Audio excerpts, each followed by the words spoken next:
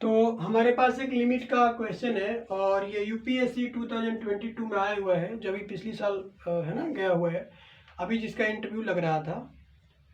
तो इसमें ये 10 मार्क्स का क्वेश्चन था। यूपीएससी का मतलब आप ऐसे समझे जो आईएएस की एग्ज़ाम लगती है, उस एग्ज़ाम में ये क्वेश्चन आपको 10 मार्क्स दिला सकता था और आपने किया भी होगा। और ये आया भी आपका पेपर नंबर फर्स्ट में आया था, जो ऑप्शनल का आपका फर्स्ट पेपर लगता है उसमें आया था। और ये फर्स्ट क्वेश्चन का पार्ट था, तो ये ऑप्शनल नहीं था, ये कंपलसरी था और you had to do it, ये आपको करना ही पड़ा होगा। देखते हैं कि इसको हम कैसे सॉल्व कर सकते हैं। तो देखिए यहाँ पे मैं लिख लूँ यहाँ पे नीचे, limit x tends to infinity e n इस power x plus x and whole power 1/x। अगर मैं यहाँ पे लिमिट की डायरेक्ट वैल्यू पुट करता हूँ तो मुझे क्या मिलता है, इन्फिनिटी एन इस पावर 0। क्यों? क्योंकि यहाँ पे अगर x रखूंगा इनफाइनाइट तो ये टर्म क्या होगा, इनफाइनाइट, ये भी इनफाइनाइट, तो टोटल क्या होगा, इनफाइनाइट। और 1/इनफाइनाइट इज इक्वल टू क्या होता है, 0। 1/इन्फिनिटी इज इक्वल टू 0। तो इन्फिनिटी की पावर क्या लग गई, 0 लग गई। तो इसको हम क्या करेंगे, लॉग लेके इसको सॉल्व करेंगे। देखिए लेट सपोज कि y इज इक्वल टू, आपने इसको मान लिया कि क्या y is equal to e की power x plus x and whole power क्या है, 1/x। आपने दोनों साइड ई बेस पे, बेस क्या है, ई है, उस पर आपने लॉग लिया। तो देखिए लॉग ई बेस पे y is equal to log e base पे e n power x plus x and इसकी पावर क्या है, 1/x। अब आपको क्या करना है, आपको पता है कि लॉग की प्रॉपर्टी क्या होती है।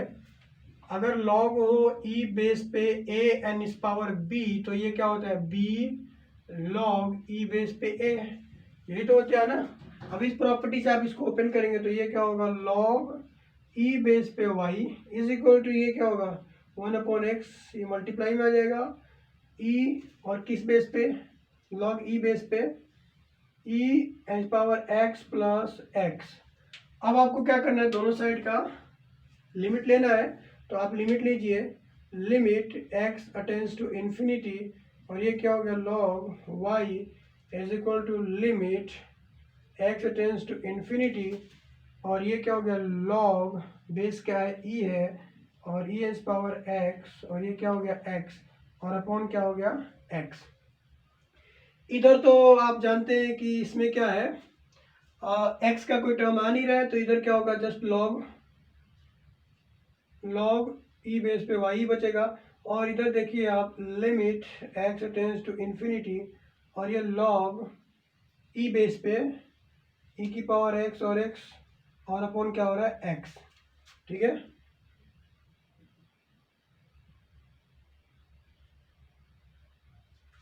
अब देखिए इसको हम आगे सॉल्व करेंगे तो क्या हो रहा है।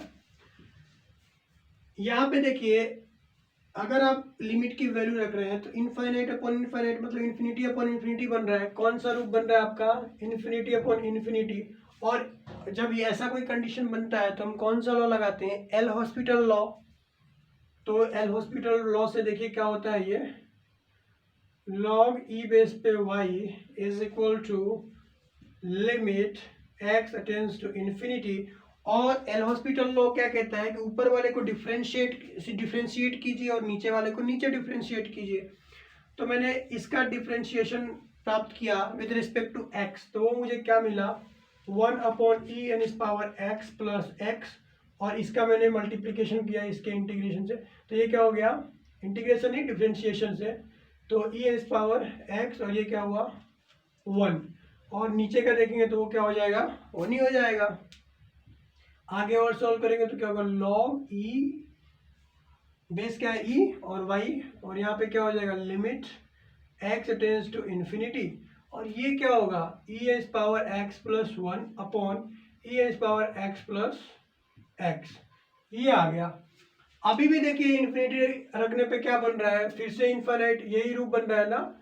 और ये रूप फिर से हम क्या, एल हॉस्पिटल रूल अप्लाई करेंगे यहाँ पे, तो ये क्या होगा, लॉग ई बेस पे वाई, और ये क्या होगा, limit x tends to infinity, और ये डिफ्रेंशिएट किए विद रिस्पेक्ट टू एक्स, तो क्या हुआ, ई की पावर एक्स हो गया।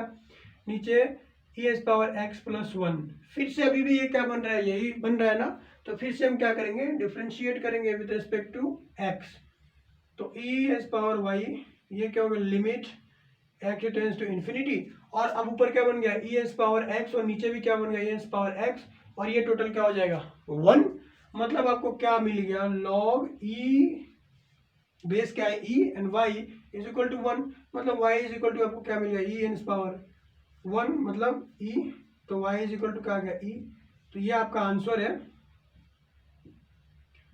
तो ये आपको टोटल 10 मार्क्स दिला देता है अगर आपने इसको सही से सॉल्व किया हो तो। और 10 नंबर का सवाल यूपीएससी जैसे एग्जाम में इतना इजी वे में अगर आपको मिल रहा है तो मेरे अनुसार ये तो बहुत ही फायदे का काम है। और वैसे भी मैथ वाले हर जगह टॉप कर रहे हैं, यूपीएससी हो या कुछ भी हो। शायद यही एक रीज़न है कि मैथ आप पढ़ते हैं तो आपको कुछ याद नहीं करना पड़ता, कुछ रटना नहीं पड़ता, जस्ट आपको कंसेप्ट को समझना पड़ता है। क्वेश्चन कहीं से भी बन के आए आप उसको सॉल्व कर सकते हैं अगर आपने कंसेप्ट को अच्छे से पढ़ा है तो। हाँ, क्वेश्चंस को सॉल्व करना इम्पोर्टेंट है, लेकिन किस रेस्पेक्ट में, अगर आप ये चाहते हैं कि क्वेश्चन सॉल्व करके मैं कंसेप्ट को और बेटर तरीके से समझ पाऊँ तो ये ठीक है। लेकिन आप ये चाहते हैं कि मैं क्वेश्चन सॉल्व करता जाऊं और कंसेप्ट पे फोकस ना करूं, तो हो सकता है कि आप कुछ क्वेश्चंस को मगअप कर पाए, बट अगर कोई डिफरेंट क्वेश्चन बन के आ गया तो आप बोलेंगे ऐसा तो हमने सॉल्व ही नहीं किया, ये तो आउट ऑफ द सिलेबस आ गया। तो ऐसा नहीं है, कंसेप्ट आपको पता होने चाहिए। So thanks for watching. देखते हैं कि आगे हम कौन सा क्वेश्चन लेके आते हैं। ओके।